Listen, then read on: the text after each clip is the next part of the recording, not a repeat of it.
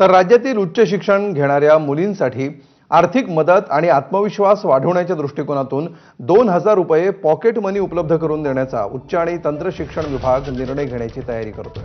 राज्यातील ज्या मुली उच्च शिक्षण घेत आहेत अशा विद्यार्थिनींना आर्थिक मदत मिळावी, त्यासोबतच शिक्षण घेत असताना त्यांचा आत्मविश्वास वाढावा या दृष्टिकोनातून राज्य सरकार प्रयत्नशील आहे। उच्च शिक्षण घेणाऱ्या मुलींना पॉकेट मनी म्हणून कमवा आणि शिका या धर्तीवर महिन्याला 2,000 रुपये देण्याबाबत उच्च आणि तंत्र शिक्षण विभागाचा विचार सुरू आहे। उच्च आणि तंत्र शिक्षण मंत्री चंद्रकांत पाटील यांनी काल मुंबईतील काही महाविद्यालयातील विद्यार्थी आणि शिक्षकांशी मंत्रालयामध्ये संवाद साधला, विद्यार्थ्यांना मार्गदर्शन केलं, त्यासोबत त्यांच्या अडचणी देखील जाणून घेतल्या।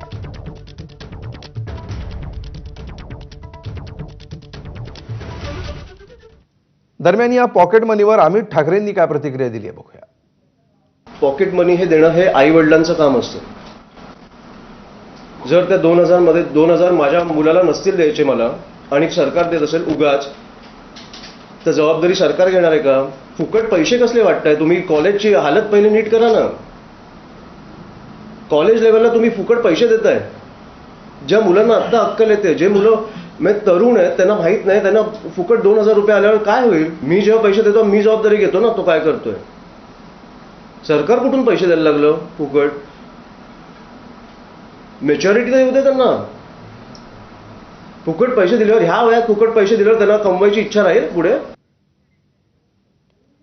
झेन्झीपर्यंत पोहोचण्याच्या उद्देशानं मोदी सरकार दररोज एका केंद्रीय मंत्र्याला एका विद्यापीठामध्ये पाठवण्याची योजना आखत आहे। एक दिवस एक विद्यापीठ या उपक्रमांतर्गत ही योजना राबवली जाणार असून या माध्यमातून तरुणांशी संवाद साधणं, त्यांच्या समस्यांवर चर्चा करणं आणि देशासमोरील मुद्द्यांबाबत त्यांचे दृष्टिकोन समजून घेणं हा या योजनेमागचा उद्देश आहे। नीट पेपर फुटीनंतर देशभर विद्यार्थी आंदोलनानं उग्र स्वरूप धारण केलं होतं। झेन्झी तरुणांचा सहभाग असलेल्या या आंदोलनामुळे या पिढीच्या समस्या जाणून घेण्याचा प्रयत्न केंद्र सरकार करत असून हा उपक्रम त्यासाठीच हाती घेण्यात आला आहे अशी माहिती सरकारी सूत्रांनी दिली आहे।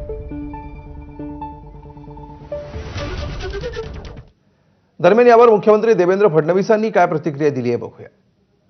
आपली जी विद्यापीठं आहेत ही आपलं भविष्य निर्माण करणारी केंद्र आहेत आणि अशा प्रकारचा संवाद झाला तर शासन काय करतं आहे, देशाची दिशा काय आहे, जगाची दिशा काय आहे ही आपल्याला विद्यार्थ्यांपर्यंत पोहोचवता येईल आणि विद्यार्थ्यांचे आशा, आकांक्षा, अपेक्षा आणि स्पंदनं ही त्या ठिकाणी फर्स्ट हँड आपल्या मंत्र्यांना देखील समजतील। एक चांगला उपक्रम।